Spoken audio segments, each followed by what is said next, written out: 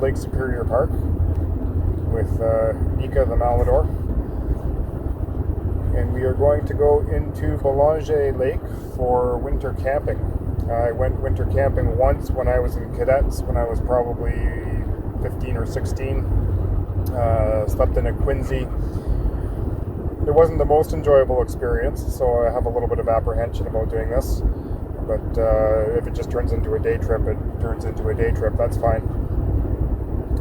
Normally to get into Belanger, you'd have to portage over 3 lakes, covering about 6 kilometers down an old logging road. But in the winter, I'm told you can park on the highway, and instead of going over those 3 lakes, you can just hike in over top of a mountain. The 3 lakes and the portage trails kind of run parallel with the highway. So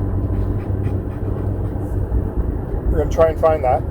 And if I can't find that, I'm not going to spend too much time looking for it.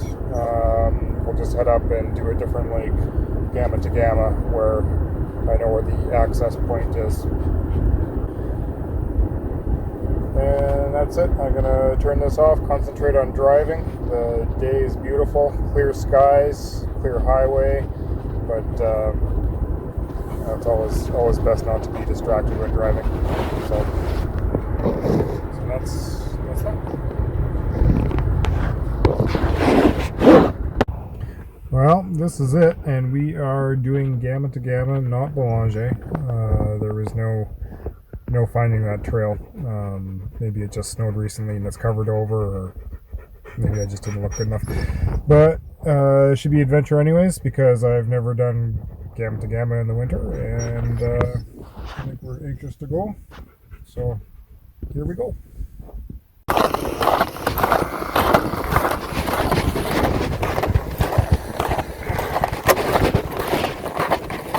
Hike.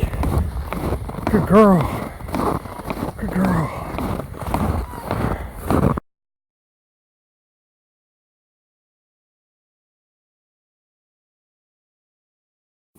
Congrats to all the people who do this backcountry camping and filming at the same time. It's hard enough just to do this, let alone be worried about when I press record and is it pointed the right way and is it gonna look good? Like, it's mentally exhausting on top of the already physically exhausting. But trail into Gamitagama, we're only like 100 feet in and it's already just gorgeous.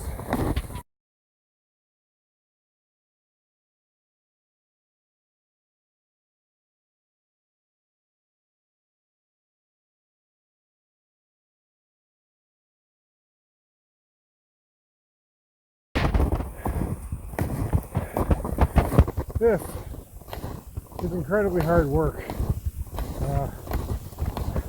This section of trail is a road that you drive in on in the summertime.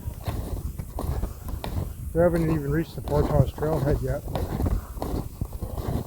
This section is just a grind.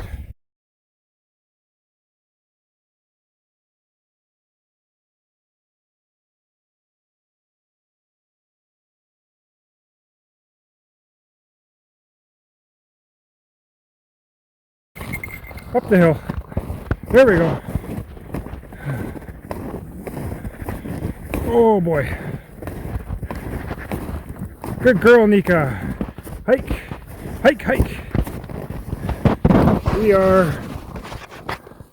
We're on the trail proper now. Oh, it is no easier.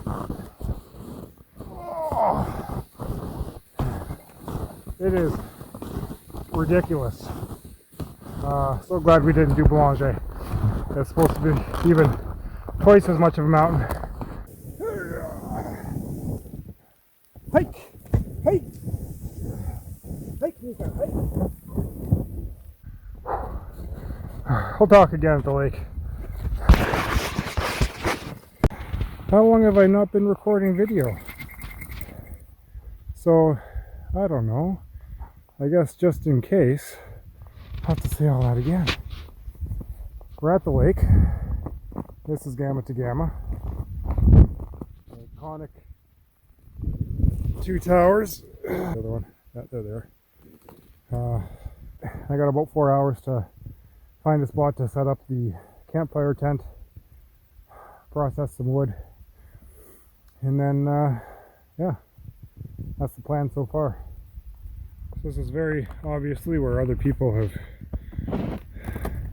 made their camp.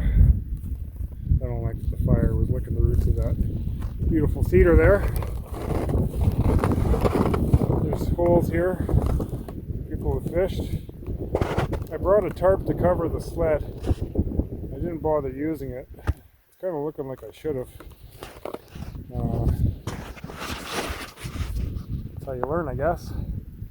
Anyway, this is different. It's a lot more work. It took me about an hour just to set this up so far. I still have to dig out this area here. Still have to process firewood. But man, I'm tuckered. We're getting there. Tent is set up.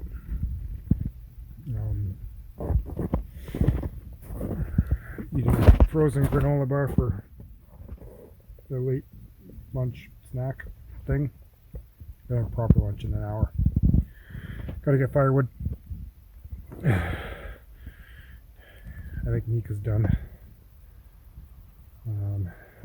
I'm pretty done. I honestly don't know if I'm gonna stay the night or if we're just gonna pack up. But we'll see what happens. Oh, I want to say the hard part's over. This is so frozen. Don't bring chewy granola bars when you're winter camping. They don't stay chewy.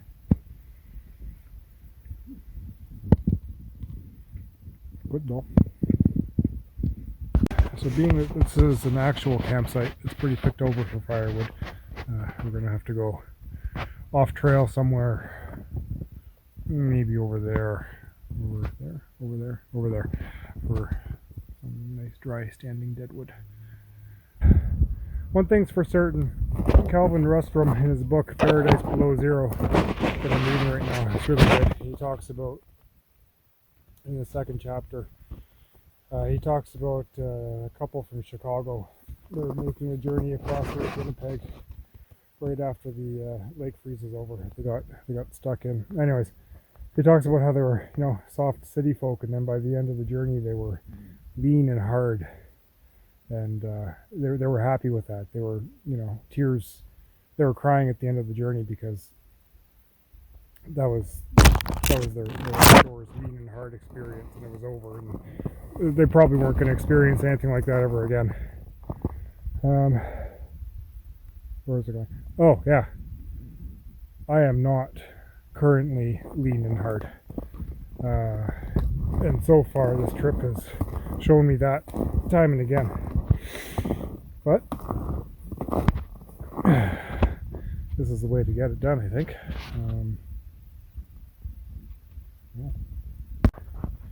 Just processing the wood that I gathered.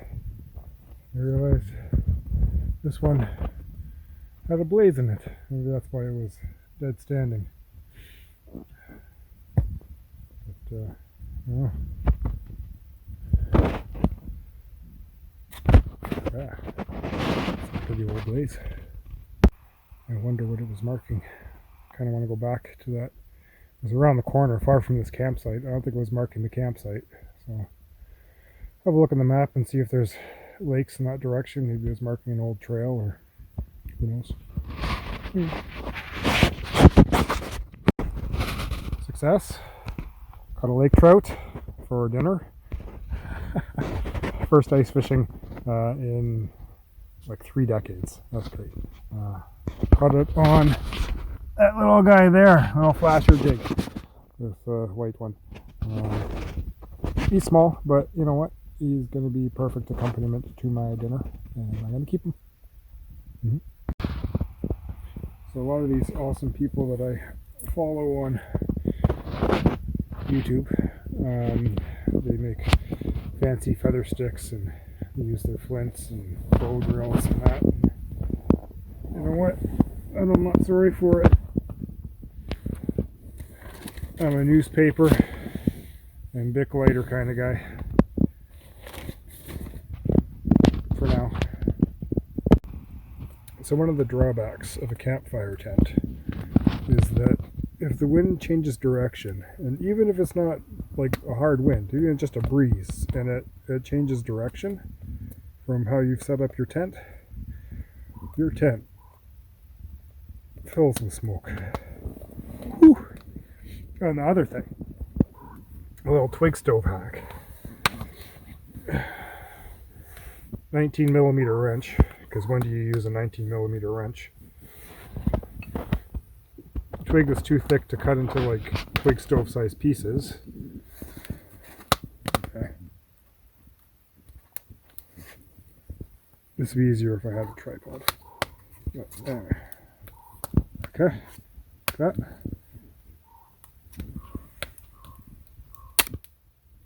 Ta-da. Ah. Life has just become so much easier. A little cozy fire going. And some melt for some pasta dinner.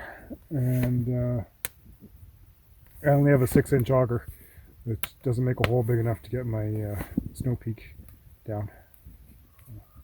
Something to think about for future. Yeah. Oh, it got cold quick. I don't even think it's really that windy. I think it's just everything is so wet. Like even the dry stuff had a thin layer of ice on it. Like there was this ice storm a few weeks ago. Maybe it's from that. But every time you throw something on, all that melts and steams up, and I think it's just a smoky fire because it doesn't matter what side I'm sitting on. Oof. But I'd rather be smoky than cold, I think. We'll see. You have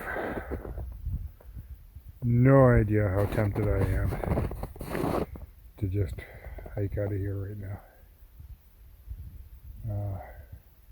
The sky's gorgeous. I wish you could see that. I just use lights in those towers. Oh, and the campfire reflecting off the tent. But I'm standing on the lake right now and it's magnificent. But I'm cold.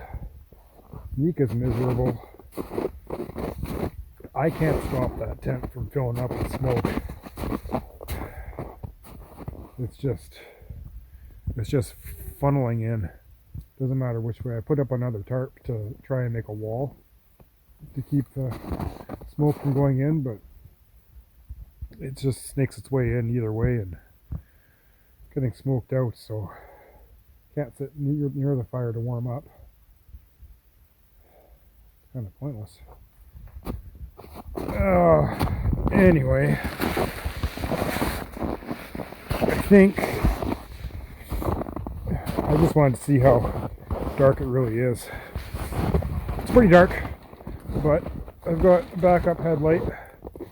I've got backup batteries for both headlights. So, oh, there I am. This might be it. This might be it. We're packing up. We've decided. We've made that decision. It's, lesson learned. Next time we know, no campfire tent.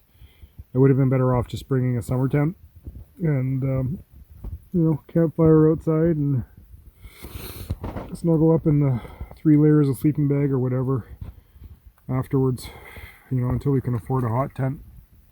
That's the thing, sure, winter camping is possible and a lot of people do it who enjoy the outdoors and the backcountry camping, but it's a lot more cost prohibitive. You can get away with a lot more, you can get away with a lot less with the summer camping.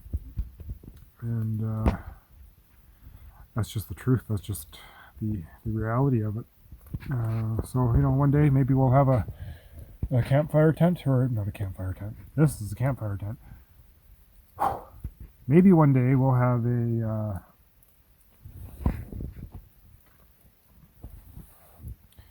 wood stove tent and proper cameras, all kinds of things like that. And that's it. Yeah. Should be able to pack out of here okay. It's probably going to take an hour to tear all this down and get her packed up, but I'd rather be doing that than doing this. So, adieu. Adieu. Farewell. Goodbye. I have spoken. I'm done talking now.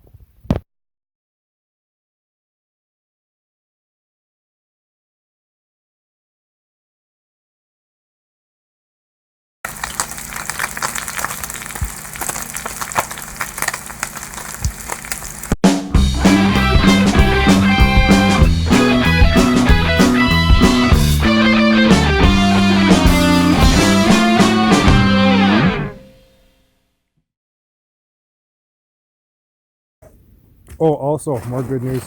I reached out to the Minibosses, a band out of Phoenix, Arizona, and they were gracious enough to allow me use of their music. So if you're hearing music in the background, if this video worked and I'm using the footage, that's what you're listening to. Check them out on their Bandcamp page and support them. Peace.